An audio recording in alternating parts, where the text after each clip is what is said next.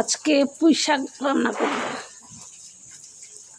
পুঁই শাক রান্না করব তেলাপিয়া মাছ দিয়ে শুধু।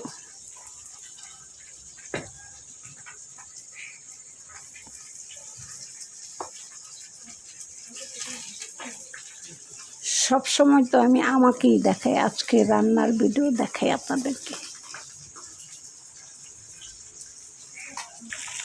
সাজেদা আপা কি খাই একটু দেখেন, দেখাচ্ছি সামনে এনে দেখাই, সামনে করে দেখাচ্ছি। তেলাপিয়া মাছ ভাজি করতেছি, পুঁই শাক দিয়ে রান্না করবো। এই জন্য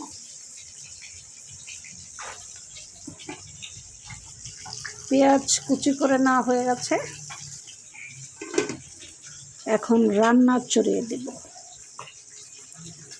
সাজেদা আপার রান্নার ভিডিও দেই না অবশ্য, সবসময় আমি আমাকে শুরু করিয়ে আজকে একটা রান্নার ভিডিও তৈরি করলাম আপনাদের জন্য।